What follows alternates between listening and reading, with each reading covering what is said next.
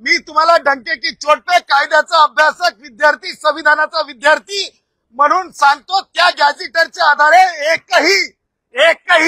एकही जात प्रमाणपत्र आणि व्हॅलिडिटी ही कायद्यासमोर टिकणार नाही। ते जी काही राज्य सरकारची काय उपसमिती आहे त्याच्यामध्ये राधाकृष्ण विखे पाटील आहेत। मला राधाकृष्ण विखे पाटील आणि सगळ्या कमिटीला सांगायचंय, अरे बाबांनो, अगोदर भारतीय संविधानामधून जो कायदा निर्माण झाला त्या कायद्याला म्हणतात रिझर्वेशन ऍक्ट, तर वाचून घ्या। अशा प्रकारे एखाद्या गॅझेटरच्या आधारे आरक्षण देण्याची तरतूद कुठे आहे का? तो जरंग्या बोलतो, तुम्ही म्हणायला लागता हो रहो। असं नाही रे बाबांनो, गॅझेटरच्या आधारे कोणत्याच प्रकारे मागासलं ठरत नाही, एका वर्गातून दुसऱ्या वर्गात पाठवा असं ठरत नाही।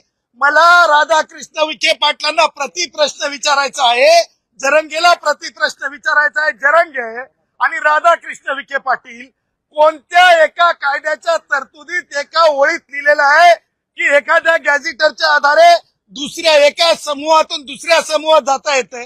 आणि गॅझेटरचा अर्थ काय? गॅझेट मध्ये पब्लिश झाल्याच्या नंतर वेगळं लागू करण्याची तरतूद कुठे आहे? तुम्हाला सांगतोय, ज्या गॅझेटरचा उल्लेख करतात त्या गॅझेटरच्या आधारे मी तुम्हाला डंके की चोट पे कायद्याचा अभ्यासक विद्यार्थी संविधानाचा विद्यार्थी म्हणून सांगतो, त्या गॅझेटरच्या आधारे एकही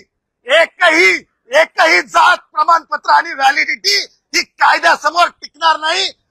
आता isakal.com आहे देशातील नंबर 1 ची मराठी न्यूज वेबसाईट। प्रत्येक अपडेटसाठी isakal.com ला नक्की भेट द्या। माझे मराठा भाऊ, मेरे लगते जिगर मेरे मराठा भाई, जिनसे मैं बहुत प्यार करता हूं, वो मराठा भाइयों के साथ जो राजनीति की जा रही है विपक्ष की तरफ से ही चुकीची आहे आणि त्यांना भुरळ घातली चालली, चुकीच्या मार्गाने नेलं चाललंय। माझा मराठा भाऊ ओबीसी कुणबी म्हणून जाऊ शकत नाही। परंतु शिवेंद्रराजे भोसलेंनी आता शब्द दिलाय जरांगेंना की आम्ही सातारा आणि औंध गॅजेट जी आहे ती लागू करू, 15 दिवसात अंमलबजावणी करू, असं शिवेंद्रराजे भोसले म्हणतात। शिवेंद्र, काय नाव आहे त्यांचं?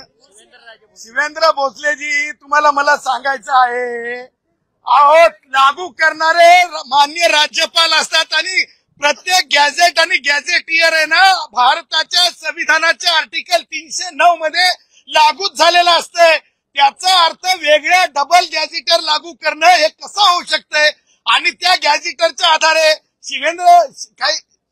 शिवेंद्र भोसले जी असतील किंवा आमच्या राधाकृष्ण विखे पाटील असतील, त्यांनी सगळ्यांनी मला असं वाटतंय की एकदाच संविधान विषयक प्रशिक्षण 8 दिवसाचं पूर्ण करून घ्या।